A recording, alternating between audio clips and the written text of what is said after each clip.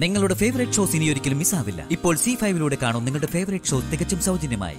നീ എന്റെ അമ്മയുടെ നാട്ടിലേക്ക് ഇടയ്ക്ക് വരണം. ഒരുപക്ഷെ അവിടെയുള്ളവര് നിന്നെ ഇതുപോലെ സ്വീകരിക്കുകയും ബഹുമാനിക്കുകയൊക്കെ ചെയ്യുമായിരിക്കും. പല്ലവി, ഞാൻ പറയുന്നൊന്ന് കേൾക്ക്. വെറുതെ എല്ലാവരോടും വെറുപ്പ് കാണിക്കാതെ ഹാപ്പി ആയിട്ട് കൂളായിട്ട് അവരോട് ഇടപഴകാൻ ശീലിക്കേ. നീ എന്തിനാ പാർവതിയുടെ അനിഷ്ടം കാണിക്കുന്നത്? പാർവതി നമ്മുടെ ജീവിതമൊന്നും നന്നായിരിക്കുമെന്ന് ചിന്തിക്കുന്ന ആളല്ലേ. അപ്പോ ആ പാർവതിയെ കുറിച്ച് നീ ഇങ്ങനെ മോശമായിട്ട് ചിന്തിക്കാൻ പാടുണ്ടോ? ദേ, മനസ്സിലെ നെഗറ്റീവ് ഒക്കെ മാറ്റി വെച്ചിട്ട് നീ പൂജ നടക്കുന്ന സ്ഥലത്തേക്ക് വന്നേ. വേഗം പറഞ്ഞു കേട്ടോ.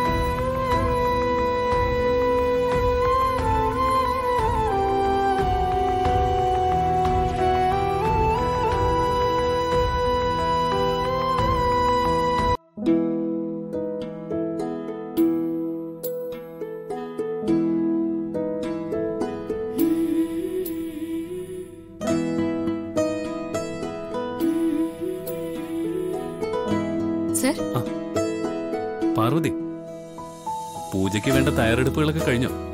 ആയിക്കൊണ്ടിരിക്കുന്നു. സാർ റെഡിയായോ? ഞാൻ റെഡിയായി. അല്ല, നീ ഈ വേഷം മാറുന്നില്ലേ? എനിക്ക് ഇറങ്ങാൻ വേണ്ടി അധികം സമയമൊന്നും വേണ്ടല്ലോ സർ. അല്ല, ഇതേതാ ഈ സാരി? ഇന്ന് നീ ഏത് സാരിയാ ഉടുക്കുന്നേ? അന്ന് ഞാൻ നിനക്ക് ഒരു സ്പെഷ്യൽ ഗിഫ്റ്റായിട്ട് തന്ന ഒരു പച്ച പട്ട് സാരി ഇല്ലേ, അത് കൊടുത്താ മതി.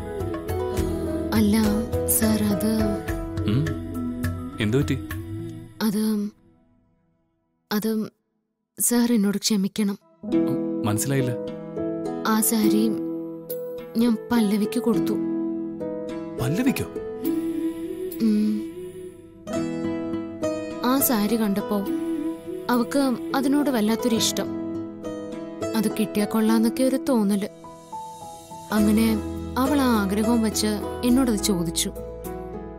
സാർ എനിക്ക് സ്പെഷ്യലായിട്ട് വാങ്ങിക്കൊണ്ട് വന്ന സാരി ആയതുകൊണ്ട് എനിക്കത് അവക്ക് കൊടുക്കാൻ വിഷമമൊക്കെ തോന്നി. അതുകൊണ്ട് അത് തരാൻ പറ്റില്ലെന്നും അതെനിക്ക് വിശാൽ സാറ് പ്രത്യേകം വാങ്ങിക്കൊണ്ട് വന്നതാണെന്നും ഞാൻ അവളോട് 1-2 വട്ടം പറഞ്ഞു. അവൾ അത് കേട്ടില്ല. അവള് വാശി പിടിച്ച് അതെന്റെ കയ്യിൽ നിന്ന് വാങ്ങിച്ചു.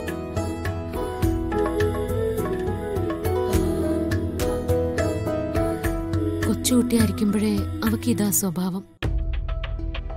ആഗ്രഹിച്ചത് അവള് നേടിയിരിക്കും. അതില് ആർക്ക് എന്ത് വിഷമം തോന്നിയാലും അവളത് കാര്യമാക്കില്ല. അങ്ങനെ നിർബന്ധ ബുദ്ധിയുള്ളവളാ പല്ലവി. സാറ് ദയവേത് എന്നോട്. ശരി ശരി, അതൊന്നും സാരമില്ല. അതവൾ കൊടുത്തോട്ടെ. പാർവതിക്ക് അതുപോലെ വേറൊരെണ്ണം ഞാൻ വാങ്ങിത്തരാം. അയ്യോ, അതൊന്നും വേണ്ട സർ. അത് ഞാനല്ലേ തീരുമാനിക്കുന്നത്. താനിപ്പോ പൂജയ്ക്ക് വേണ്ടി റെഡിയായിട്ട് വാ.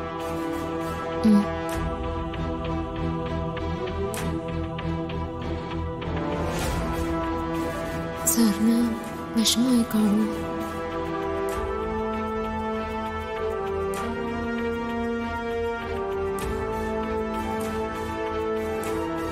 ഡൗൺലോഡ് ചെയ്യൂ C5 ആപ്പ്. കാണൂ എല്ലാ എപ്പിസോഡുകളും സൗജന്യമായി.